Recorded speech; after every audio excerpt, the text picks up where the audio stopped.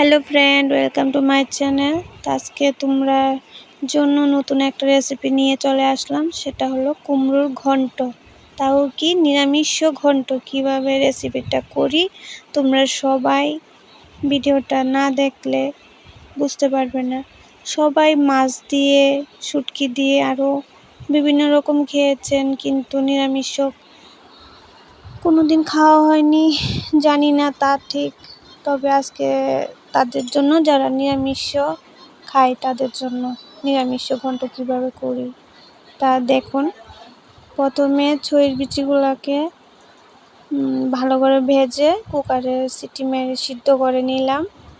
তারপর ঠান্ডা হয়ে গেলে ছিলকাগুলো ছিলে নিলাম।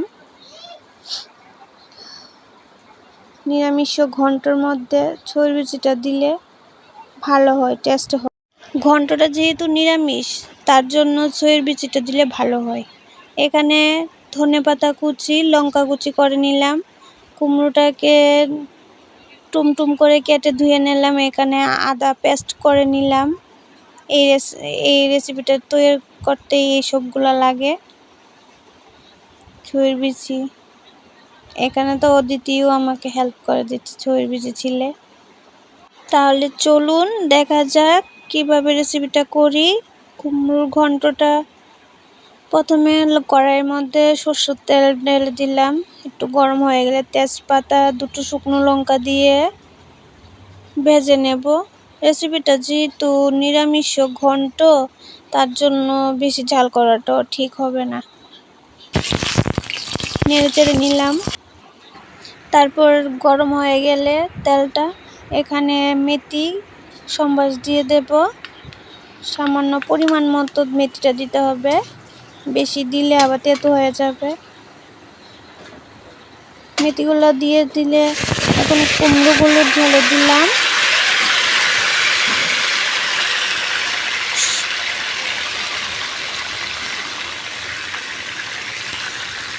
তারপর পরিমাণ মতো লবণ দিয়ে নেড়ে চেড়ে নিলাম। পরিমাণ মতন হলুদও দিয়ে দিলাম। ভালো করে মাখিয়ে কুমড়াটাকে ঢেকে দেব। ভালো করে মেশাতে হবে লবণ হলুদগুলা।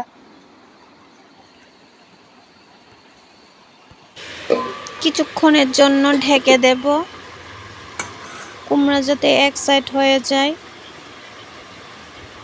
অল্প আঁচ,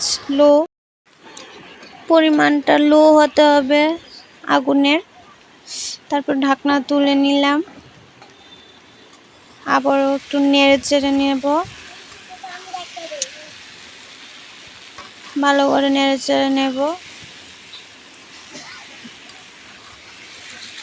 তো বন্ধুরা, রেসিপিটা যদি আপনাদের ভালো লেগে থাকে অবশ্যই লাইক, সাবস্ক্রাইব আর একটা সুন্দর একটা কমেন্ট করে যাবেন।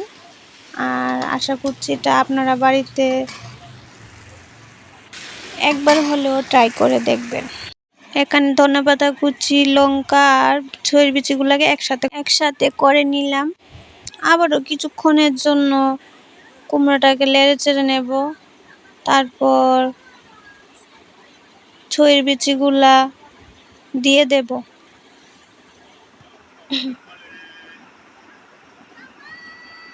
আবারও নেড়ে চেড়ে নেব। ভালো করে নেড়ে চেড়ে নেব।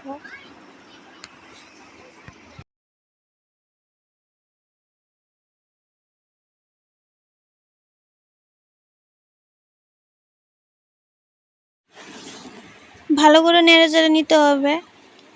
তারপর পরিমাণ মতো জল দিয়ে দিলাম,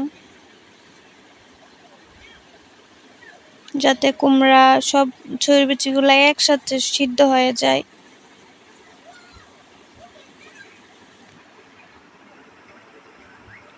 তারপর ঢেকে দেব। ঢাকনা তুলে নিলাম। যেহেতু এখানে পরিমাণ মতো চিনি দিয়ে দিব, কারণ ধনেপাতা কুচিও দিয়ে দেব। কারণ কুমড়াটা যেহেতু নিরামিষ ঘন্ট করছি, এটা একটু মিষ্টি মিষ্টি না হলে ভালো লাগবে না। ভালো করে মেখে নিয়ে এখানে আদা বাটাটা দিয়ে দিলাম, সবার লাস্টে দিতে হবে। তো বন্ধুরা, আমার রেসিপিটা কমপ্লিট। দেখো, যাদের ঘি খেতে ভালো লাগে সামান্য পরিমাণ মতো একটু ঘি দিয়ে দিলে ভালো লাগবে রেসিপিটা। আমার রেসিপিটি কমপ্লিট। তো বন্ধুরা, কেমন লাগলো অবশ্যই জানাবে। Thank you so much.